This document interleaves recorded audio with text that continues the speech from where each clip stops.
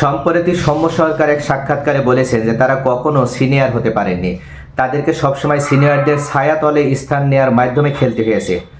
এমনকি তাদের ভিতরে সবসময় ভয় কাজ করেছে যে তারা যে ম্যাচটাতে সুযোগ পেয়েছে এটাই হয়তো তাদের শেষ ম্যাচ, পরবর্তী ম্যাচে হয়তো তাদেরকে খেলানো হবে না। এই যে এ ধরনের ভয়, আশঙ্কা এবং তাদেরকে কোন ম্যাচে খেলানো হবে কোন ম্যাচে খেলানো হবে না, এই যে সিদ্ধান্তহীনতার একটা দোলা চলে বা তাদের ক্ষেত্রে এটার একটা ব্যাপক আকারে প্রভাব পড়েছে।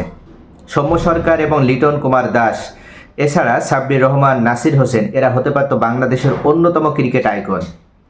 এদের সম্ভাবনার কিন্তু কোনো ধরনের কমতি ছিল না। এরা যখন বাংলাদেশ ক্রিকেটে এসেছিল তখন বাংলাদেশ ক্রিকেটে অনন্য এক সম্ভাবনাময় ক্রিকেটার পেয়েছিল। কিন্তু ওই যে কিছু সিনিয়র ক্রিকেটারদের গোয়ারতেমি এবং কিছু সিনিয়র ক্রিকেটারদের একগুঁয়েমিপনার কারণে তারা কখনো বাংলাদেশ ক্রিকেটে থিতু হতে পারেনি। তাদের এক্সপেরিমেন্ট হিসেবে কখনো 1 নাম্বার পজিশনে খেলানো হয়েছে, কখনো 2 number, 3 number, 4 number, 5 number, 6 number, অর্থাৎ তাদের উপরে সবসময় এক্সপেরিমেন্ট চালানো হয়েছে এবং তাদেরকে বিভিন্ন পজিশনে খেলানো হয়েছে। কিন্তু তারা ধারাবাহিকভাবে যে জায়গায় খেলে অভ্যস্ত সেই জায়গাতে যদি তারা কন্টিনিউ করতে পারত তাহলে নিশ্চয়ই আজকে সৌম্য সরকারও বাংলাদেশ ক্রিকেটের অন্যতম এবং অবিস্মরণীয় এক নাম হতো এবং বাংলাদেশ ক্রিকেটে সে অন্যতম একটা সম্পদ হতে পারত।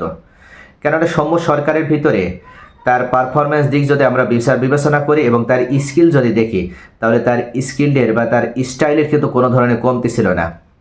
অর্থাৎ সকল দিক থেকেই তার ভিতরে যথেষ্ট স্কিল ছিল এবং যথেষ্ট দক্ষতা ছিল, যে দক্ষতার আলোকে সে দ্রুতি ছড়াতে পারত এবং বাংলাদেশ ক্রিকেটকে আরও সামনের দিকে এগিয়ে নিতে পারত। সৌম্য সরকারের ভিতরে যে যথেষ্ট প্রোডাক্টিভিটি ছিল সেই প্রোডাক্টিভিটি যদি আমরা বের করে নিয়ে আসতে পারতাম বা তাকে যদি যথেষ্ট পরিমাণে ক্রিকেটের সুযোগ দিতে পারতাম, টিমে খেলার যদি সুযোগ দিতে পারতাম, সেক্ষেত্রে তার ভিতরে যে প্রোডাক্টিভিটি রয়েছে, তার ভিতরে যে ক্রিয়েটিভিটি রয়েছে সেটা সে আরও বেশি ইনক্রিজ করতে পারত এবং সে দলকে অনন্য উচ্চতায় নিয়ে যাওয়ার মাধ্যমে এবং সে দলকে আরও বেশি ভালো ভালো সার্ভিস দিতে পারত।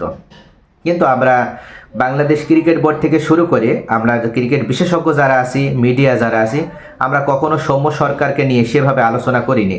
বিশেষ করে কোনো একদিন যদি সৌম্য সরকার ফ্লপ হয়েছে বা ভালো পারফর্ম করতে পারেনি তখনই আমরা সৌম্য সরকারের সমালোচনা শুরু করে দিয়েছি, যার ফলশ্রুতিতে দেখা গেছে পরবর্তী ম্যাচে সৌম্য সরকার ম্যাচ থেকে ছিটকে গিয়েছে।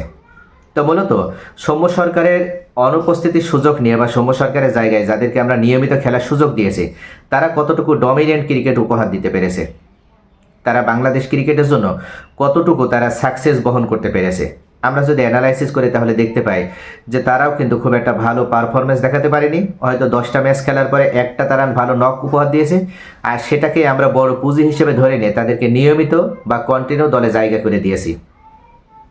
এদিক থেকে যদি আমরা সৌম্য সরকার, সাব্বির রহমান, নাসির হোসেন, লিটন কুমার দাস এদেরকে যদি আমরা বারবার এক্সপেরিমেন্ট না করে তাদের নিজস্ব স্টাইলে তাদেরকে যদি চিন্তামুক্ত বা টেনশনলেস অবস্থায় যদি তাদেরকে আমরা খেলার সুযোগ দিতাম, সেক্ষেত্রে দেখা যেত যে তারা আরও ভালো একটা প্রোডাক্টিভিটি দেখানোর মাধ্যমে তারা নিজেদেরকে ইমপ্রুভ করার মাধ্যমে তারা দলে জায়গা করে নিতে পারত, দলে তারা থিতু হতে পারত এবং তাদের কাছ থেকে আমরা ডমিনেন্ট ক্রিকেট উপহার পেতাম, যেটার মাধ্যমে বাংলাদেশ বিশ্ব ক্রিকেটে হয়তো নিজেকে আরও ভালো উচ্চতায় নিয়ে যেতে পারত।